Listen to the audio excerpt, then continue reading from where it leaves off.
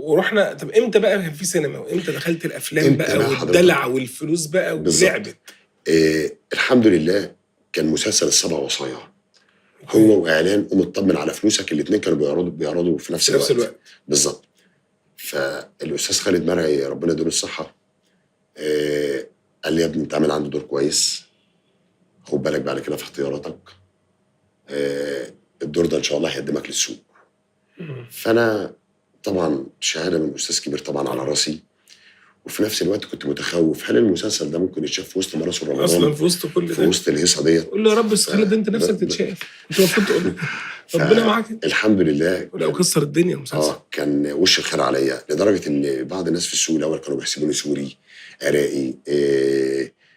كان هو التقريبه بتاعتي بالنسبه لي. رحت البلد عملت ايه بقى وانت معروف؟ طبيعي اهلك وناسك بيبقوا فرحانين بيك. لا انا قصدي احساسك انت بقى ان انت كنت قدامهم بتحاول وفي الثانوي وفي المدرسه وعيل صغير ومش هتوصل، بقيت في الحته مش قصدي خلاص تنكت. شافوا بعد كده. انت بقى ارتحت ازاي؟ يعني نفسيتك عملت ازاي؟ يعني بقيت شايف في عيون الناس ان هم برضه فرحانين بيك والحمد لله ان هو برضه يعني دايما الناس يقول لك ده هو عافر واستحمل وكمل فما شافنيش جبت ورا. انا ما بحبش يا استاذ معتز ان انا استسلم.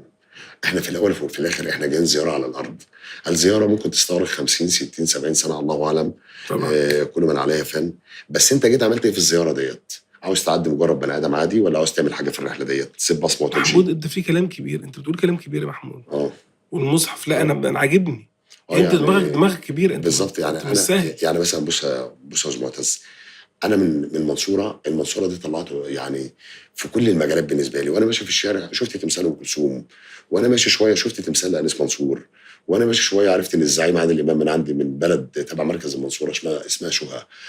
وانا ماشي لقيت الاستاذ صبحي من بلد تبع خط المنزله، وانا ماشي ام كلثوم مش عارف منين. فانت لما بتيجي تبص وانت طفل ليه يعني ربنا يكرمني في يوم من الايام واحاول اعمل جزء من الناس العظماء ده اللي عملوه، ان هم يعملوا بصمه وتشرف عايز يبقى ناسك. عندك تمثال. لا مش شرط التمثال. مش ما حلو برضه ما تمثال اللي انت تشرف اهلك وتشرف ناسك وتبقى انت ناجح، وده شيء بيشرفني جدا. انا لما انجح هم كلهم كمان معايا بينجحوا. صح. بس انت دماغ يا محمود، بس انت في قصدي في اوليك اوقات بقى بتهبل عادي صح؟ انت بتهبل اكيد طبعا. يعني انا بحب الضحك جدا انا استاذ ايوه معتز. واحيانا بني ادم بتزعل وبتفرح ومودك احيانا مش طالب تتكلم مع حد، عاوز تقعد مع نفسك شويه، عاوز لما تكون في شغلك تشتغل ما تتعبش الناس اللي حواليك. صح. تشوف ايه اللي بيضايقه ما تعملوش، تشوف ايه اللي بيفرحهم تعمله.